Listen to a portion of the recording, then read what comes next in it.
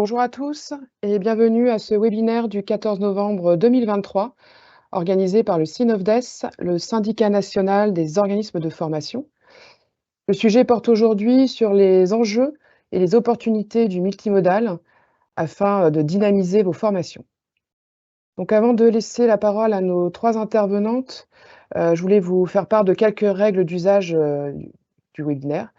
Tout d'abord, sachez qu'il est enregistré afin de permettre à nos adhérents qui n'ont pu être parmi nous de pouvoir le visualiser en replay. Vos micros et donc vos caméras ont été volontairement coupés. Vous avez quand même la possibilité de poser vos questions via le chat, donc qui s'appelle Q&R, qui est en haut à droite de votre écran. Donc vous pouvez poser vos questions pendant le webinaire, on tâchera d'y répondre, mais on a quand même octroyé un temps dédié à la fin du webinaire d'une quinzaine de minutes où on pourra répondre un peu plus en profondeur à certaines de vos questions. Il y aura 2 documents qui vont être projetés, donc on vous les transmettrons à la fin du webinaire. Donc j'aimerais maintenant vous présenter nos 3 invités. Aurélia Bollé, secrétaire générale du FOD, le Forum des acteurs de la formation digitale. Charlotte Lecoq, responsable d'ingénierie digitale chez Léo Lagrange. Et Bénédicte Moulet, directrice ingénierie qualité de l'IFRA.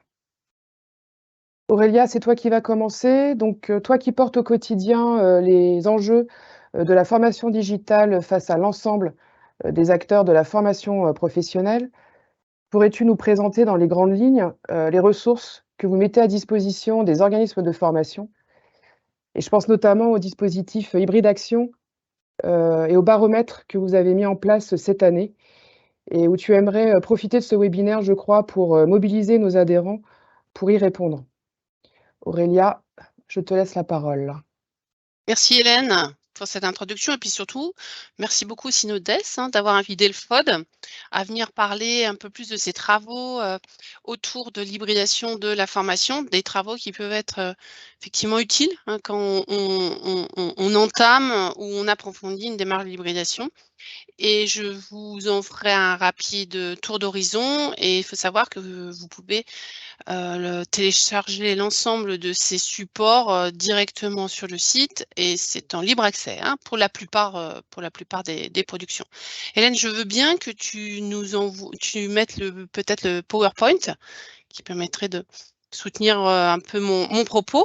Très rapidement, je vais passer très rapidement sur le FOD, donc c'est la page suivante. Qui on est, donc une association qui est reconnue déjà, on va dire, par les pouvoirs publics aussi, pour toutes ses travaux et ses actions en faveur, pour la promotion de la formation, ce qu'on appelle aujourd'hui plutôt la formation multimodale.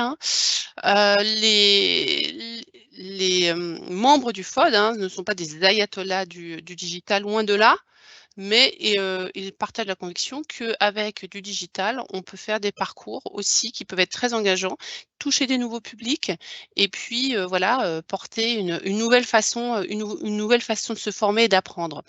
Donc le FOD, c'est aujourd'hui à peu près 200 structures adhérentes, avec une forte croissance, puisqu'on va le voir effectivement que depuis le Covid, on sent bien que les acteurs de la formation s'intéressent de plus près au digital et réfléchissent à hybrider leur formation.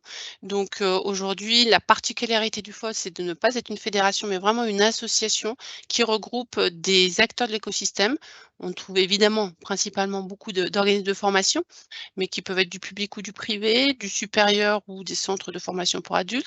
On trouve également des porteurs de CFA, mais aussi des financeurs de la formation, des gens qui font du conseil et qui sont dans l'expertise juridique, expertise de la digitalisation.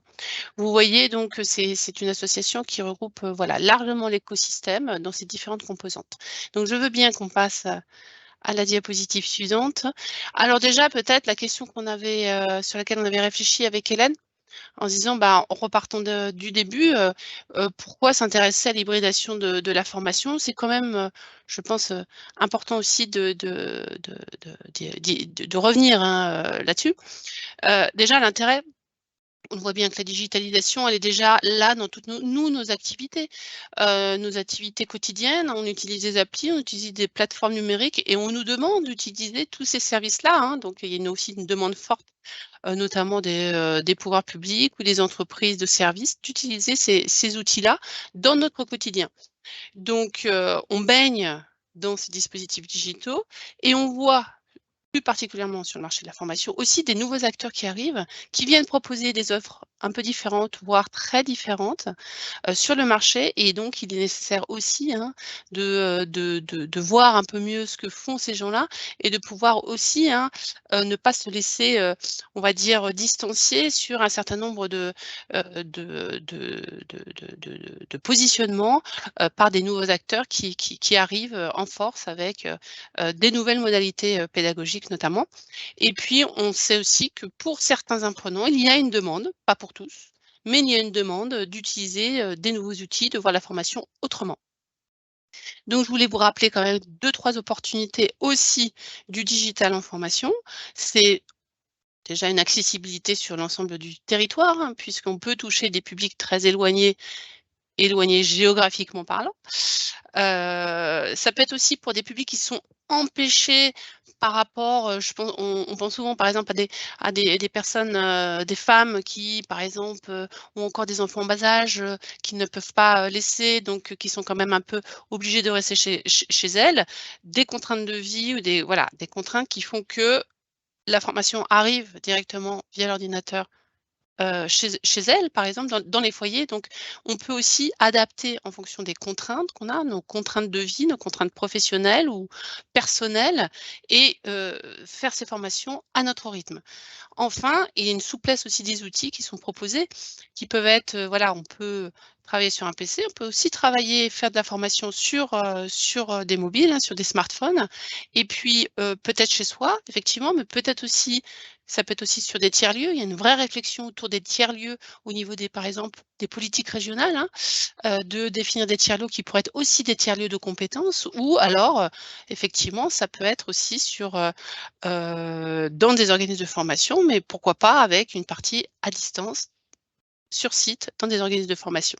Donc c'est ces opportunités-là que je voulais vous rappeler, hein, qui montrent la souplesse qu'offrent ces dispositifs et puis enfin, peut-être aussi une petite définition ou un petit rappel, hein, depuis la loi de 2018, donc on a droit 3 modalités qui sont véritablement reconnues. Le présentiel, effectivement, en formation, le tout partie à distance et la FEST. Donc hybrider la formation, c'est vraiment du point de vue de quelqu'un qui, qui, heu qui travaille sur du digital comme Ofod, c'est principalement, intégrer, du numérique dans des parcours selon une gamme, assez évolutive qui peut aller du présentiel enrichi. Donc, voilà, on est en salle de formation et puis on va utiliser des outils numériques qui vont dynamiser des présentations, qui vont favoriser l'engagement et l'échange avec les participants. Au mix, en proposant par exemple, une partie à distance, une partie en présentiel, hein, ce qu'on appelle le blending par exemple. Et puis on peut aussi aller jusqu'à, au tout distanciel, sur certains parcours, en fonction de certains publics ou de certaines conditions. Voilà ce que je voulais vous dire pour vous donner un petit peu aussi des éléments autour de l'hybridation de la formation. Et donc, je vous ai mis là un ensemble de publications. Il y en a plus que ça, hein, mais que vous pouvez, télécharger, gratuitement, libre accès sur le site, puisque au FOD, en fait, on va interroger chacun des angles forts, de l'hybridation de la formation, que ce soit la partie stratégique, les pratiques pédagogiques, le cadre juridique qui est un élément important parce que je sais que beaucoup d'entre vous, se posent des questions sur: «Ah oui, mais, je travaille sur des parcours de formation hybride, mais je ne connais pas forcément les éléments de preuve, heu, à proposer pour être sûr que je rentre dans la case, des financeurs». Donc typiquement, vous avez, une publication très intéressante qui a été faite, par des adhérents et puis des experts du droit de la formation multimodale, sur ce thème-là. Le modèle économique qui est un peu le nerf de la guerre, hein. Combien ça va me coûter? Comment je vais, essayer de, comprendre quel type de poste je dois budgéter, hein, coût d'investissement et coût de fonctionnement. Donc, on a aussi également travaillé là-dessus. Donc, vous avez un guide autour de la multimodalité dans les CFA avec une partie sur le modèle économique et puis d'autres publications aussi qui parlent de ça. C'est d'autant plus important alors je fais une petite parenthèse, hein, de réfléchir au modèle économique, au coût d'une formation multimodale, c'est qu'on vient de le voir, il y a eu un amendement, hein, qui a été rejeté depuis, mais sur lequel on disait voilà, pour tout ce qui est les CFA, digitaux, finalement, ça leur coûte moins cher, donc les niveaux de prise en charge, on va les moduler, en fonction de la modalité pédagogique. Donc déjà, c'est une inégalité de traitement, donc c'est un peu impensable et puis, pour revenir sur un certain nombre d'idées reçues, c'est ce qu'on fait, c'est que ce n'est pas moins cher. Voilà, une formation multimodale à mettre en place, ce n'est pas moins cher. Les coûts sont différents, la structure de coût n'est pas la même. Donc, c'est important aussi de le dire. Autres, travaux que nous portons effectivement, c'est sur les outils. Donc forcément, qui dit numérique dit outillage. Donc, principalement, hein, ce qu'on appelle les LMS, mais pas que. Il y a aussi d'autres outils qui sont utilisés dans les formations, digitales. Donc, on publie chaque année un comparatif de plateformes qui est vraiment très utile pour déjà commencer à réfléchir par rapport à vos besoins, par à ce que vous comptez faire, comment vous déterminer, et faire votre choix par rapport à des plateformes. Parce qu'aujourd'hui, vous avez, sur le marché, nous, on a comparé une trentaine de plateformes, mais il y en a encore beaucoup plus que ça. C'est pas évident de s'y repérer. Et puis des sujets transversaux, avec des publications notamment sur, Calliope, la formation multimodale, qui vous permettent aussi d'avoir des points de repère, sur ces aspects de critères qualité. Je veux bien passer à la suite. Donc, aujourd'hui, c'est vrai que on voulait aussi revenir là-dessus avec Hélène. On s'est dit: «Bah, pourquoi parler d'hybridation de la formation?» C'est qu'on le voit bien que depuis la crise sanitaire, il y a une véritable réflexion qui a été portée, par, les prestataires de formation, également les financeurs, de se dire: «Bah, voilà, on est obligé de faire une continuité pédagogique, elle doit se faire à distance. Comment on va l'organiser?» Et les organismes de formation ont vraiment commencer à tester bien plus, à mettre en place, des dispositifs à distance, en achetant du matériel, en essayant de faire monter en compétences, les équipes, hein, notamment sur l'outillage, hein, en expérimentant un certain nombre de choses et puis, en essayant effectivement d'être force de proposition sur du distanciel. On le sait que le bilan qu'on en fait aujourd'hui de cette crise sanitaire, c'est qu'on a eu quand même beaucoup de difficultés avec les connexions, beaucoup de difficultés pour les apprenants à se connecter et puis, finalement, on a beaucoup travaillé sur, du synchrone en classe virtuelle, qui, peut occasionner effectivement, un certain nombre une lassitude et une fatigue puisque c'est quand même assez statique et assez descendant. Voilà un peu le bilan qu'on peut faire de la crise sanitaire, mais ça a permis, hein, d'un point de vue plus positif, donc de capitaliser sur un certain nombre de pratiques et de commencer à réfléchir, hein, à construire une stratégie, de digitalisation au sein des organisations.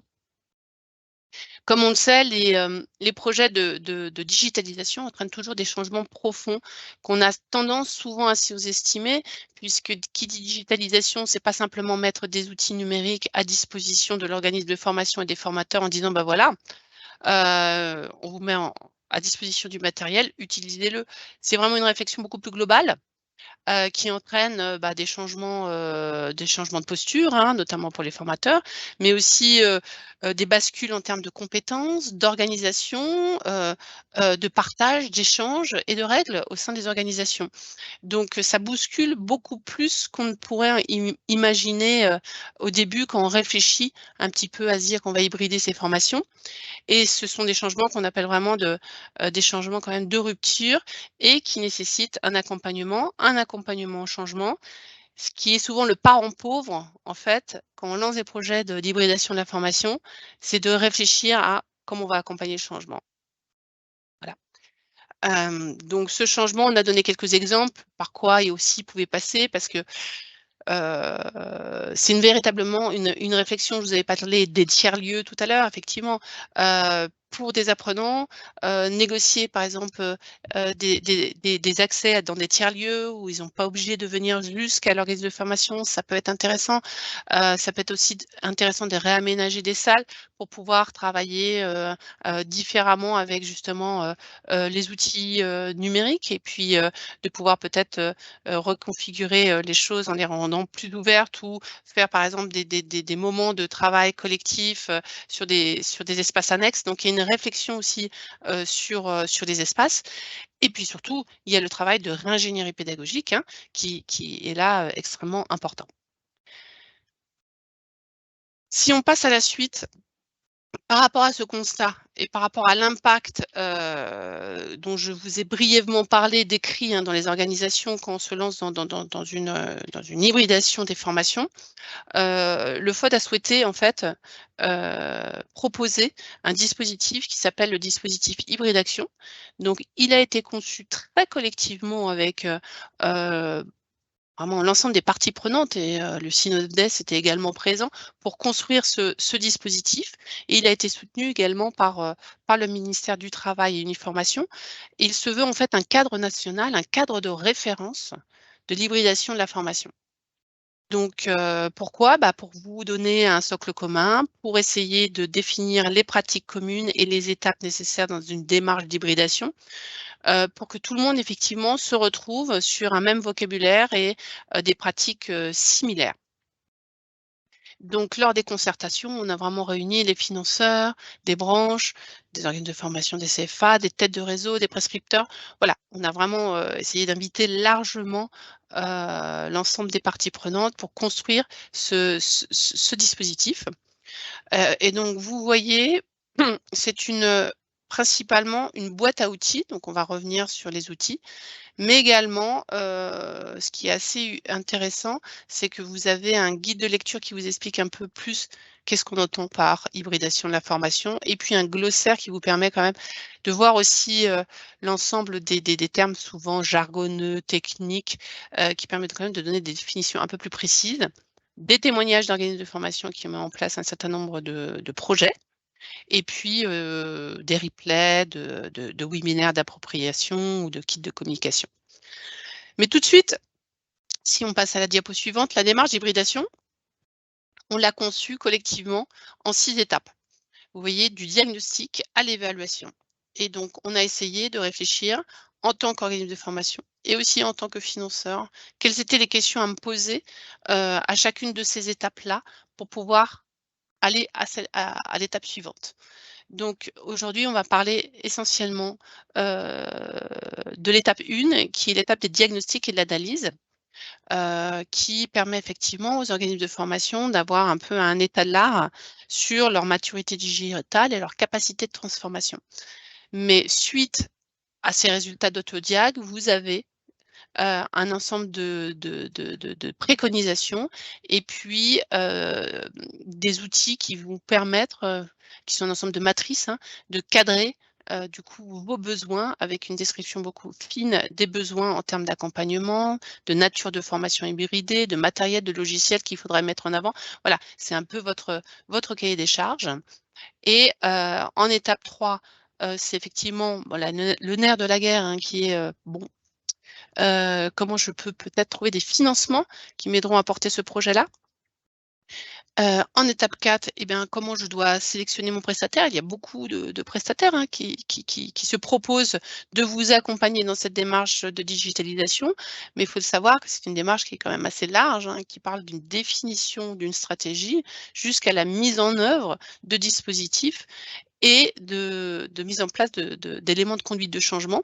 Donc peut-être que ce ne sera pas forcément qu'un seul prestataire, mais vous devrez recourir à plusieurs prestataires. Et donc là, les éléments les outils qu'on a mis à votre disposition vous permet vraiment de commencer déjà bien à réfléchir dans quelle direction vous souhaitez aller et de pouvoir en même temps comparer les réponses qui vous seront proposées par ces prestataires et pouvoir vraiment évaluer effectivement leur candidature. 5e étape, une fois qu'on a choisi son ou ses prestataires, il reste effectivement à conduire le projet conduire le projet et être accompagné, dans l'ensemble des dimensions de ce projet-là. Bonnes pratiques, on va aussi, mettre en avant, les réflexes, un certain nombre de choses à bien, anticiper concernant le management pour s'assurer, garantir le succès, la réussite du projet. Et puis, comme dans chacun des projets, hein, de gestion de projet, bon, on va passer ensuite à de l'évaluation. Donc, cette démarche, hein, c'est vraiment 6 étapes, à bien mener, pour effectivement s'assurer du succès du projet. Si on passe, à la suite, très rapidement, donc je ne vais pas tout lister, mais vous voyez, vous avez 13 outils. Et ces outils-là, ça peut être effectivement du coup, des autodiagnostics, mais ça peut être aussi, des matrices, ça peut être, des documents à télécharger, ça peut être des guides de lecture. Voilà, vous avez des grilles aussi d'analyse, donc vous trouverez tout ça, heu et ça vous permet vraiment de vous y mettre et de travailler sur le projet. L'idée n'était pas de faire quelque chose de descendant, et de trop théorique. C'est vraiment d'accompagner de manière très opérationnelle, la démarche. Forcément, chacun a ses spécificités, chaque organisme de formation aussi a son domaine d'expertise, ses méthodes, mais ça vous donne quand même vraiment le cadre général dans lequel doit s'inscrire, un projet. Sur le site, voilà comment ça se présente, sur le site du FOD. Donc, vous arrivez sur une page qui s'appelle, dispositif hybride action. Et vous cliquez sur l'HybridBox et vous avez l'ensemble de ces outils qui apparaissent dans des petites cases et je vais vous parler principalement des diagnostics, 2 autodiagnostics qui pour démarrer un projet de digitalisation. Le premier sur la capacité de transformation de la structure et le second sur l'état des lieux de la digitalisation. Merci, Hélène, tu arrives à suivre quand oui, je te remercie. Hem À ce jour, à peu près, on a eu, 223 répondants, sur le premier et 125 répondants sur le deuxième. Faut savoir que voilà, il faut y passer du temps. Ce sont pas des choses qu'on fait, voilà, en 1/4 d'heure. C'est bien aussi de le faire en équipe. Donc c'est bien de réunir, une petite équipe pour y travailler en commun et donc il y a un ensemble de questions sur 4 axes. Et ça vous donne, ce que je vous ai mis sur la droite, un radar de positionnement avec, une note sur 10. Donc vous avez typiquement 4 axes et sur ces 4 axes, une note. Et ces notes-là, vous allez les retrouver dans le guide de lecture qui va vous dire où est-ce que vous en êtes. En fait, une analyse du de votre état d'avancement, les actions que vous pouvez mettre en place et puis quelques conseils apportés par nos experts, ce que je vous ai mis dans la deuxième image. Donc moi je vraiment, je vous invite à les faire parce que, voilà, même si vous n'allez pas tout de suite peut-être, enclencher des projets ou même si vous avez déjà enclenché des projets, ça vous permet de remettre en place un certain nombre de choses et de vous reposer et de reformuler un certain nombre de questions et de le faire vraiment en équipe, pour vraiment, vous imprégner en fait, de la démarche. Alors, étape suivante, je voulais simplement faire une petite parenthèse sur une fois que voilà, nous on a vraiment travaillé sur Hybride Action, mais ce qu'on propose maintenant pour aller un peu plus loin, ce sont des masterclass pour essayer d'accompagner encore plus personnellement, chacune des structures, chaque personne dans des problématiques, leurs problématiques particulières pour les aider à définir des plans d'action et donc c'est l'offre de masterclass du FOD. Faut savoir simplement qu'aujourd'hui, on a bien avancé. On a déjà fait 3 sessions. On est à la 3e session. On a une 4e session en décembre sur le modèle économique et puis on relancera certainement sur 2024, ces masterclass donc qui abordent les principes qui vont un peu plus loin dans l'hybridation de la formation, mais on vous demandera toujours de faire les autodiagnostics avant, qui abordent le modèle économique et des coûts, qui abordent le cadre juridique et les éléments probants et les outils, l'outillage et notamment les LMS. Voilà, donc si vous souhaitez en savoir plus, allez voir sur le site. Donc présentation slide suivante. Sur le baromètre, suite au dispositif hybride action, le FOD a réfléchi en se disant: «Qu'est-ce qu'on pourrait faire après? Comment on pourrait capitaliser sur l'ensemble des données qui ont été récoltées via, par exemple, notamment les autodiagnostics?» Donc on souhaite lancer un observatoire. Donc un observatoire de forcément de la multimodalité, hein, des pratiques digitales, puisque c'est vraiment le cœur de notre sujet. Et là, ce sera plutôt, par rapport au baromètre, de faire un baromètre du marché et du développement du multimodal parmi les organismes de formation. Du coup, nous avons lancé, une enquête complémentaire qui a été relayée par le Synovdes. Je vous remercie beaucoup Hélène d'avoir relayé cette enquête. Vous la retrouvez ici. Elle est encore ouverte. Là, c'est du coup une enquête qui est beaucoup plus légère, que je vous invite à compléter une fois que vous aurez fait vos diagnostics, pour essayer aussi de vous questionner encore un peu plus sur l'hybridation, comment vous la voyez, comment vous souhaitez la démarrer, et puis avec quel tempo et avec quel calendrier. Le baromètre, ça nous permettra véritablement, et pour le FOD et surtout pour vous et pour les organismes de formation, de disposer d'une référence, hein, sur le suivi de l'évolution de la transformation. C'est des données qui n'existent pas aujourd'hui. On n'a pas du tout d'observatoire sur l'évolution de la transformation et de l'hybridation des formations, des organismes de formation des CFA. On n'a pas de données chiffrées, d'où cette ambition d'avoir dans le temps un baromètre récurrent qui puisse vraiment montrer les évolutions. On aura donc des indicateurs de suivi. On pourra faire un bilan annuel et avancer, donner des points de repère, de vous donner des points de repère aussi sur chacun des indicateurs pour savoir aussi vous, où est-ce que vous vous placez, et puis pour les pouvoirs publics aussi, avoir des indicateurs pour voilà, proposer peut-être d'autres plans d'accompagnement à la transformation digitale. Voilà, donc en termes de calendrier, je vous dirais que le baromètre, vous pouvez le faire, il est toujours en ligne, et en janvier 2024, on vous dévoilera les grandes tendances de l'évolution du marché, et vous serez évidemment conviés à son lancement. Dernière petite chose, dernière slide, donc vous avez notre contact, vous pouvez nous joindre, et n'hésitez pas à vous inscrire à l'aide d'info, puisque par la lettre d'information qui est ouverte à tous, vous avez aussi un certain nombre d'informations qui circulent. Voilà ce que je pouvais vous en dire dans le temps imparti. Hélène, est-ce que ça va? Oui, merci beaucoup Aurélia, c'était parfait, c'était très clair. Je voulais en profiter pour vous dire que le Synovdes a signé, en octobre, la charte des formations multimodales, celle qui a été élaborée par le FOD, et où l'objectif est de recueillir la signature de l'ensemble des acteurs de la formation professionnelle. Alors pourquoi on l'a signée? On l'a signée parce que l'idée, pour nous, on rejoint l'idée que la rémunération d'un stagiaire dans son parcours de formation doit s'appliquer également sur le volet formation à distance, qui n'est pas toujours le cas encore aujourd'hui sur certains dispositifs. Donc voilà, on avait aussi relayé l'info dans une de nos newsletters, comme le baromètre. Donc voilà. Oui, cette charte qui était vraiment destinée à, je te remercie d'en parler, euh, c'est un des actions fortes du FOD, de dire, voilà, on va lever les freins.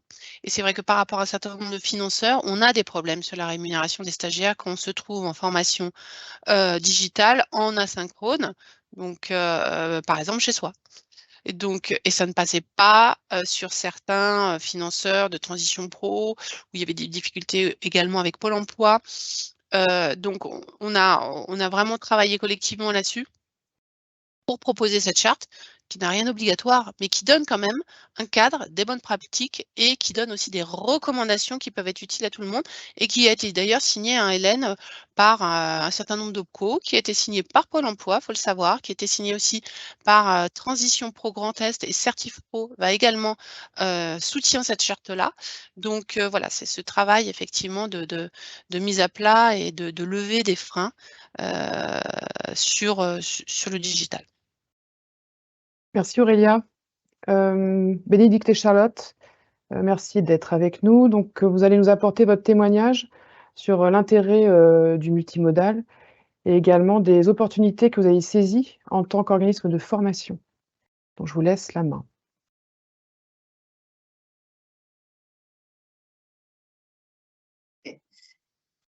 Je vais juste redire ça pour bien voir. Bonjour à tous. Donc moi, je suis Charlotte Lecoq. Je suis responsable d'ingénierie de formation digitale pour Léo Lagrange Formation depuis maintenant 1 an. Et donc avant ça, je travaillais à l'IFRA. Donc moi, je suis Bénédicte Moulet, directrice ingénierie de qualité à l'IFRA, qui est un organisme de formation implanté en Auvergne-Rhône-Alpes et Bourgogne-Franche-Comté, avec 40 sites de formation. Voilà. Et donc l'IFRA fait partie du réseau Léo Lagrange Formation, qui se veut accélérateur d'inclusion sociale et professionnelle pour tous, et qui est le réseau d'expertise en matière d'insertion et de formation de la Fédération Léo Lagrange. Aujourd'hui, du coup, il y a 7 instituts sur l'ensemble du territoire national. On a A2F qui est vers Saint-Nazaire. On a l'INSTEP Île-de-France, INSTEP Occitanie sur Toulouse, Montpellier, Campus Léo Lagrange, Préface et l'IFRA. Et j'ai oublié personne, je crois. On a peut-être oublié un. Non, je crois pas. Quand il faut lister, c'est toujours compliqué. MPS Formation. Et MPS Formation qui est sur la région Nouvelle-Aquitaine. On s'adresse à tous les publics, que ce soit n'importe lequel de nos organismes, demandeurs d'emploi, le public salarié. Je te laisse compléter du coup. Migrants. Donc on s'adresse à tout demandeur d'emploi et on est en formation continue, formation professionnelle, en CFA. On fait également des VAE et de l'apprentissage. Voilà. Donc l'idée aujourd'hui pour nous, c'est vraiment de témoigner de notre expérience, comment d'un organisme de formation très implanté, faisant beaucoup de formations en présentiel, on est passé à de la formation et à de la multimodalité, et comment on a cheminé en fait sur plusieurs années pour nous transformer. Voilà, donc aujourd'hui, c'est un peu, on n'a plus le choix, on nous en demande de plus en plus de faire du digital, mais on le fait pas juste parce qu'on n'a pas le choix, on le fait aussi parce que c'est une nouvelle modalité d'apprentissage. En fait, nous, on le voit comme un outil d'apprentissage à part entière, un outil comme un autre, et qu'on va utiliser, qu'on va choisir d'utiliser quand c'est pertinent dans le parcours de formation de nos stagiaires. Et la multimodalité, nous, aujourd'hui, on l'utilise aussi en interne en termes de communication pour la diffusion de supports actualisés auprès des équipes. Donc, il y a vraiment cette double, alors pas casquette, mais ce double chemin où il y a à la fois la multimodalité pour le public qu'on accueille et la multimodalité aussi dans tout ce qu'on peut proposer en termes d'ingénierie aux équipes pédagogiques. Voilà, donc le chemin, il commence à l'échelle. On a décidé de faire un zoom sur l'IFRA. Donc ça commence en 2019 avec un peu les prémices quand l'IFRA, on a décidé de développer notre application d'évaluation linguistique qui s'appelle Compétences Plus. Où là vraiment on a vu l'intérêt en fait d'utiliser le digital avec une application développée sur smartphone, parce que pour le coup le public qu'on avait qui allait entrer en fait sur des parcours en français langue étrangère, en général, ils n'ont pas nécessairement un ordinateur, mais ils ont quasiment tout le temps un smartphone parce que c'est ce qui leur permet de communiquer aussi avec leur famille à l'étranger. Donc on s'est dit proposer un outil qu'on va pouvoir utiliser en direct sur les smartphones avec un outil du coup où ils maîtrisent l'utilisation, ça devrait bien fonctionner. Et puis là, on l'utilise encore 4 ans après et ça a bien pris au niveau des équipes. Donc voilà, on a construit ça. Nous, on a fait toute la partie ingénierie pédagogique. On a travaillé pour le coup là en 2019 avec un prestataire extérieur parce que on n'avait pas la compétence technique en interne pour créer notre propre application d'évaluation. Je vais faire le chemin de. Très bien. Donc ça, c'est vrai que c'est notre première vraie entrée dans le digital. Ça, et je rajoute un intérêt, c'est que on passe d'un positionnement écrit qui prenait 3 heures à un accompagnement des personnes avec un positionnement qui va beaucoup plus et surtout qu'on a conçu nous, donc qui est vraiment adapté au public qu'on reçoit et qu'on accompagne. Voilà. Et donc ça, c'est une première réflexion et on était vraiment en train de cheminer sur le comment intégrer le digital dans nos pratiques quand est arrivée la crise sanitaire. Et là, ça a été une nécessité et on a enclenché sur la mise en place d'une plateforme dès mars qui a été effective, je crois, fin mars, début avril. On s'est mis sur une plateforme Moodle. Alors, avec l'aide d'autres collègues, c'est tout l'intérêt de faire partie d'un réseau qui avait déjà commencé à travailler sur une plateforme Moodle et qui là, on a eu de la formation à distance imposée. Donc, on a fait comme ce que disait Aurélia tout à l'heure, des coupures, des bandes passantes qui n'allaient pas. On a dû ajuster et on a fait, en tout cas, on a réussi à maintenir beaucoup de formations avec des publics pour lesquels on ne s'attendait pas forcément à les maintenir, notamment le public migrant, avec lequel on a énormément travaillé sur toute la période de confinement, en faisant des classes virtuelles et des activités en ligne qu'on a conçues au fur et à mesure, avec un gros travail d'ingénierie. Et qui là, donc, c'est vrai que c'est une période un petit peu faste, j'ai envie de dire, malgré tout, enfin, en tout cas pour l'ingénierie, où tout d'un coup, tout le monde était très mobilisé pour qu'il y ait de la formation à distance et multimodale pour permettre d'avoir une continuité de formation. On pourrait dire qu'on a gagné 10 ans en 1 an, quasiment, en termes de digital, parce que ça faisait longtemps qu'on disait « Ah, ce serait bien qu'on fasse des choses ». Là, voilà, ça nous a mis dans le bain tout de suite. Et puis en 2021, on a eu un peu le creux de la vague avec une période de flou parce qu'il y a eu le retour massif au présentiel avec forcément la perte de dynamisme qui va avec. Où nous, on était plutôt motivés dans les équipes ingénierie avec les équipes de terrain en disant maintenant continuons à en faire, faut pas perdre justement cette dynamique. Et puis en fait, ça fait un peu comme si on était tellement content de retourner au présentiel sur le terrain que la modalité, elle existait quasiment plus. En tout cas, c'était pas un outil où les équipes se sont dit ah bah oui, on peut mobiliser ça parce qu'on a vu qu'effectivement avec toutes les activités qui ont été créées pendant la période de crise sanitaire, on peut faire du présentiel enrichi, ça peut permettre d'individualiser justement les parcours au sein du collectif parce qu'on va venir piocher dans ce qu'on a proposé aux différents niveaux. Donc voilà, 2021, il y a le petit creux de la vague. Mais ça revient en 2022, une bonne redynamisation où là en fait l'IFRA a fait le choix d'être accompagné dans le cadre du plan de transformation digitale de Pôle emploi Auvergne-Rhône-Alpes. C'est un peu un parallèle aussi avec Hybride Action parce que il y avait toute une phase de diagnostic, ça c'était la première étape.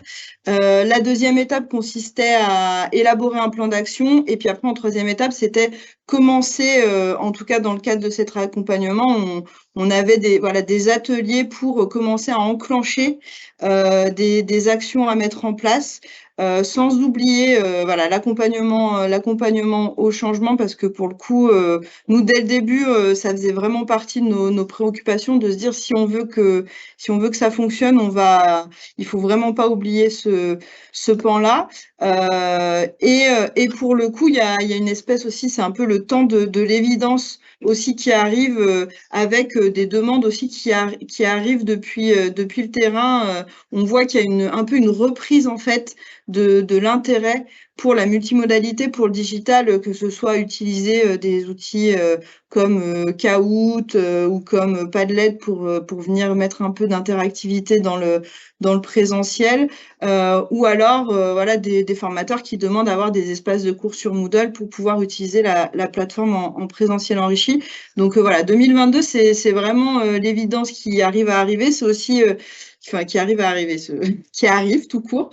Et puis du coup, c'est aussi le cheminement de la structure IFRA et de Léo Lagrange Formation, avec aussi la création pour le coup de mon poste, où on avait commencé enfin en tout cas en 2019, on avait une personne qui avait déjà intégré notre équipe, donc voilà. Et puis du coup en 2022, on se dit bon, ok, là on met les moyens et on va avoir une personne qui est dédiée, en tout cas sur cette thématique de l'ingénierie digitale, qui continue toujours, voilà, on est toujours très liés, c'est l'ingénierie entre guillemets classique et qu'on connaît depuis des dizaines d'années. En fait, on est très interdépendantes. À nous, ça fait plus de 10 ans qu'on travaille ensemble avec Bénédicte. Donc voilà, en fait, c'est le cheminement qui se poursuit jusqu'à 2023.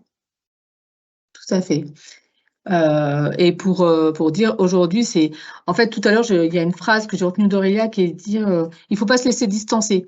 Et aujourd'hui, c'est quand même aussi le gros enjeu de nos organismes de formation qui ont été des organismes de formation du 100% présentiel.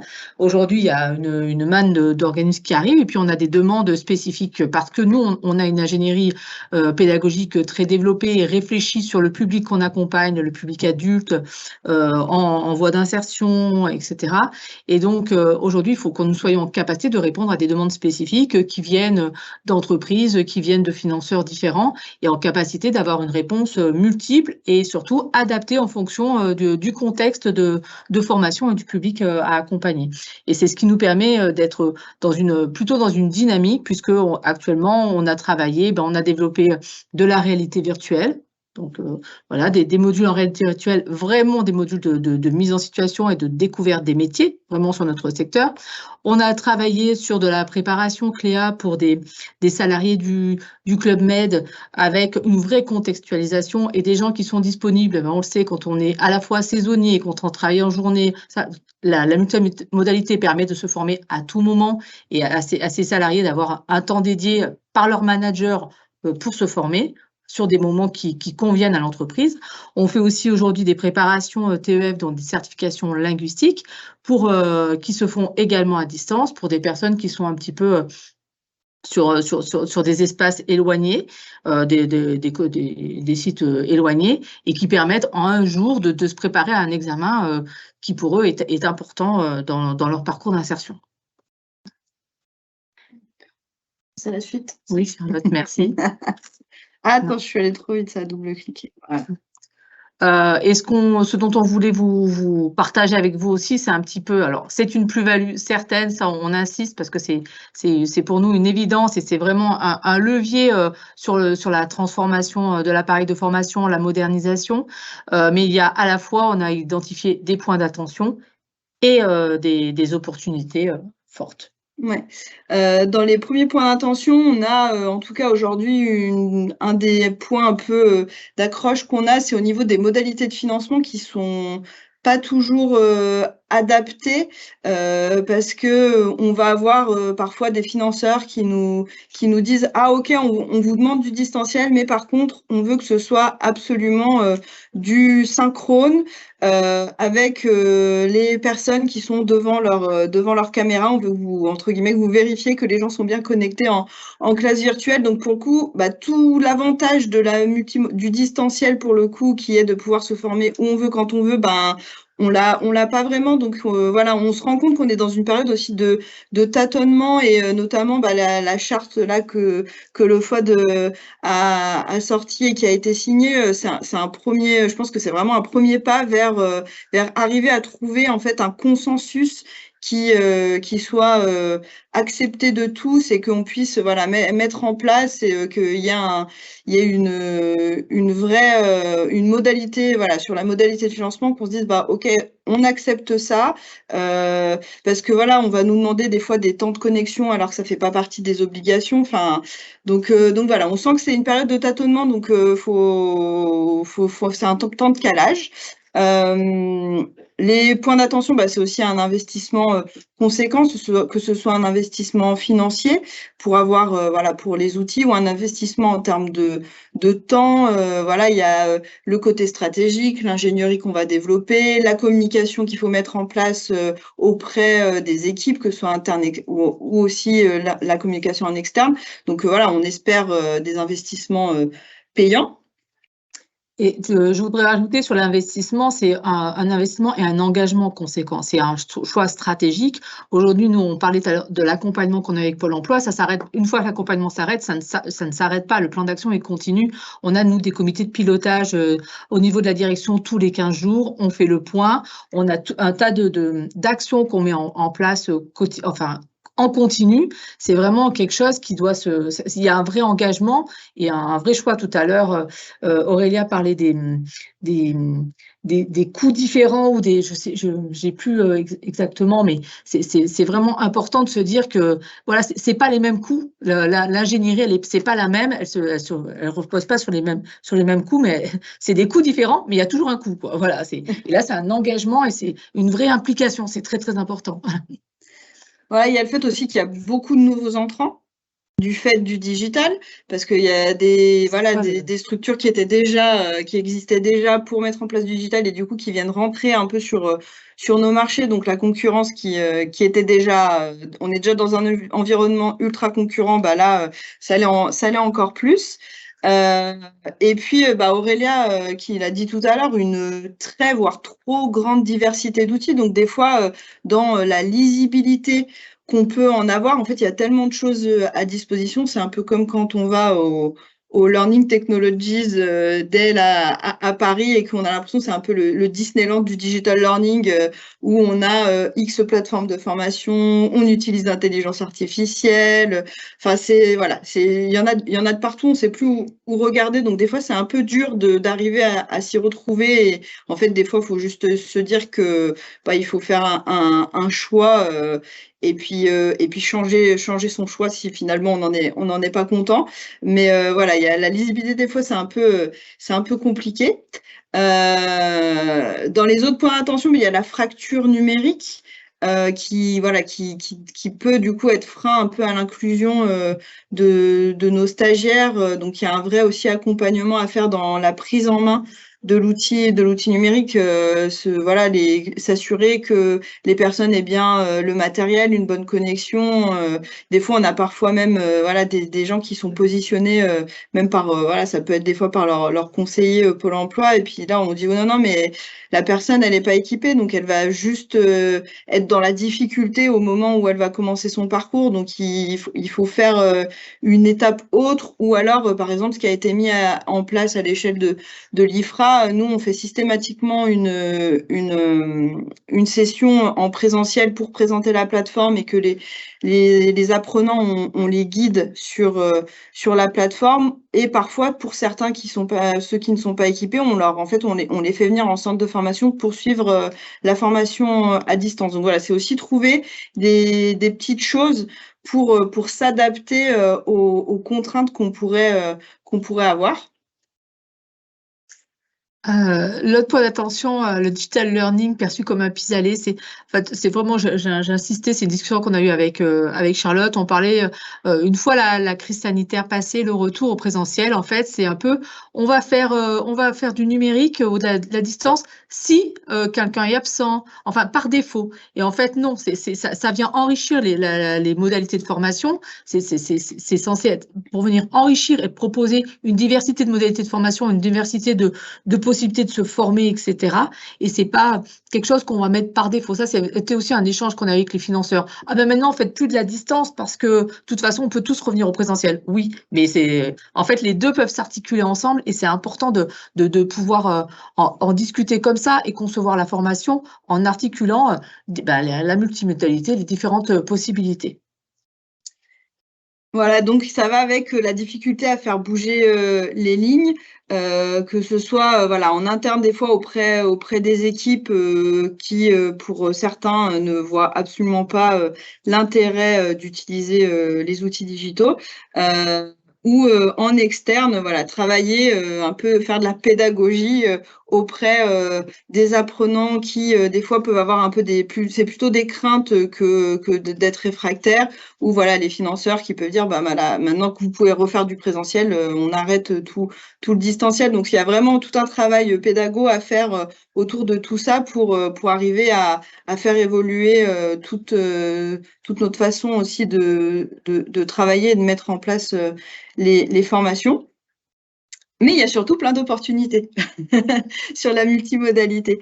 Nous, ce qu'on a énormément remarqué, c'est que c'était beaucoup de dynamisme en termes d'ingénierie pédagogique. Voilà, ça nous a forcé à avoir des nouvelles réflexions pédagogiques, de se dire bah comment on peut faire pour mettre en place le digital dans nos formations, que ce soit sur du présentiel enrichi ou encore plus sur des parcours en 100% distanciel, parce que ça nous force à nous poser et à repenser la façon dont on va apprendre les choses.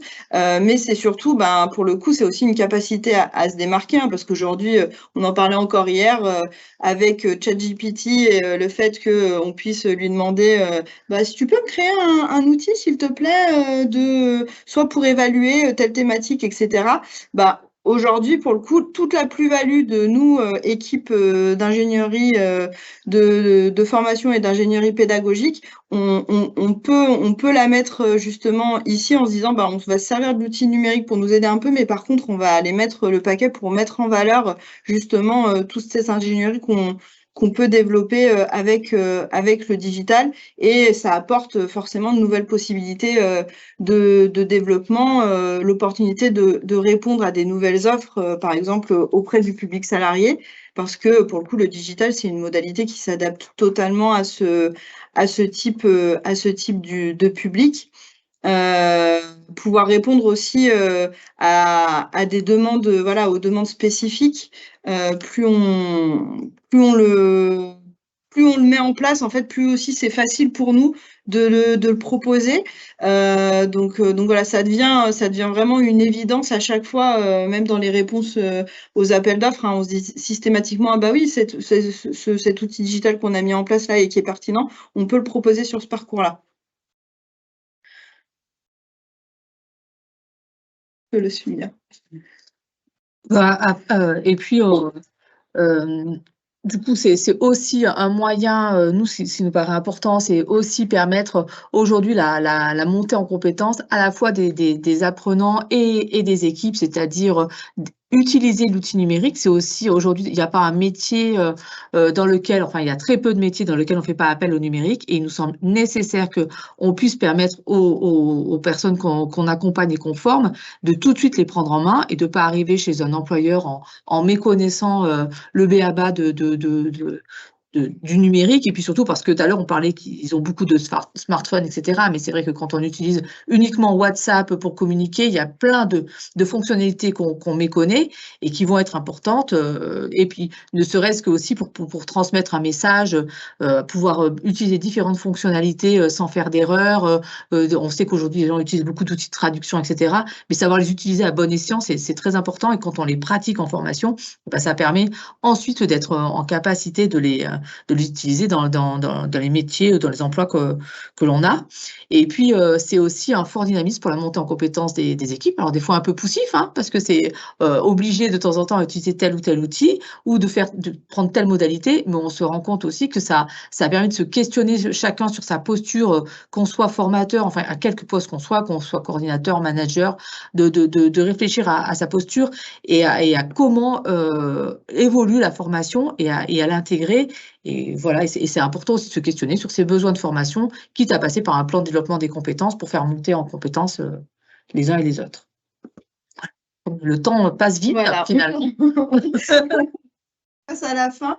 Il nous semble important en fait de mettre en valeur ce qui en fait nous a semblé en tout cas pour tout notre cheminement un peu les facteurs clés de succès pour arriver et parvenir à l'adhésion de l'ensemble des parties prenantes, que ce soit voilà le travail qu'on peut faire des fois quand on travaille avec des financeurs, les travails avec nos apprenants, avec les équipes. Le premier point, ce qui nous semble le plus important, c'est l'accompagnement à la fois des apprenants et des équipes, que ce soit pour la prise en main des outils digitaux ou pour encourager à développer de nouveaux outils. Par exemple, à l'échelle de l'IFRA, on a mis en place une newsletter autour des outils digitaux à destination de l'ensemble des salariés de l'IFRA, où on renvoie aussi vers des tutos, des pas à pas qui expliquent comment on prend en main Kahoot, comment on prend en main Padlet, quel est l'intérêt dans ma séance de formation d'utiliser ces outils-là. Hein. C'est pas juste on vous explique techniquement, mais c'est bien de mettre en avant la plus-value pédagogique des outils. On a aussi fait un questionnaire auprès de tous nos salariés pour savoir un peu où ils en sont justement dans leur pratique numérique, comment eux, ils se positionnent sur l'utilisation des outils de visio, l'utilisation des outils de Microsoft Office, les partages de documents, etc., etc., pour nous permettre de pouvoir voir les éventuels besoins de formation que nos équipes auraient pour pouvoir les accompagner et laisser personne sur le côté. Et puis forcément l'engagement des équipes dirigeantes parce que voilà aujourd'hui c'est un vrai choix stratégique de la part de nos structures hein, à l'échelle de l'IFRA mais aussi de Léo Lagrange Formation de se dire on s'engage là-dedans, on fait ce choix-là et par exemple à l'échelle de l'IFRA il y a sur les comités de direction ou même quand on anime des réunions d'équipe. En fait, on se dit, c'est un peu d'abord à travers nous que va se mettre en place la digitalisation. Donc on utilise les outils digitaux aussi pour animer les réunions d'équipe, les CODIR, quand c'est pertinent, bien sûr. Et puis voilà, la diffusion, on fait porter les messages par les managers, on a mis en place une communauté de pratique. Donc voilà, le digital, ça devient l'ouverture vers des nouvelles pistes de financement et d'innovation pédagogique. Et de formation. Et de formation. Voilà, comme ça, on a respecté le timing. Presque. On a démarré un petit peu en retard. Voilà. Merci Charlotte et Bénédicte, c'était très éclairant. Vos partages sur les opportunités du multimodal et les points d'attention sont très intéressants. Et je pense que c'est vraiment ce que recherchent nos adhérents ou non-adhérents d'ailleurs dans le cadre de ces webinaires. Donc je vous remercie infiniment. Merci aussi à toi Aurélien d'avoir apporté tes éclairages sur les travaux en cours du FOD. Et je le rappelle, ce sont des ressources qui sont mises à votre disposition et qui sont gratuites. Donc n'hésitez pas à vous en saisir, sachant que les financeurs auront aussi sans doute de plus en plus d'exigences par rapport au multimodal. Donc je pense que les outils du FOD sont quand même une opportunité pour vous. Juste pour dire, Hélène, ouais. tout est disponible effectivement pour le site. Par contre, on n'est pas contre des gens qui viennent adhérer au FOD aussi. Absolument. Hein, oui. Parce que à l'adhésion, c'est aussi participer à des travaux et échanger sur les pratiques. Donc ça aussi, ça peut être intéressant dans le cadre de la veille, de l'innovation pédagogique, de tout ce qu'on peut mettre en place au sein des organismes de formation, de pouvoir effectivement partager également et sortir un petit peu de sa boîte. Oui. Je vous transfère avant la fin de la semaine les 2 supports de présentation et également le lien vers le baromètre. Quelqu'un dans la salle a essayé le lien, Aurélia, et qui ne fonctionne pas. Donc je regarderai et s'il y a un problème de site, je te contacterai. Merci à tous d'avoir participé à ce webinaire. Nous restons évidemment à votre disposition pour recueillir vos réactions, vos témoignages après. Et puis, on se retrouve très prochainement en décembre sur un cycle de webinaires que nous allons lancer sur le RSE. Merci à tous. À très bientôt. Merci. Au revoir. Au revoir. Au revoir.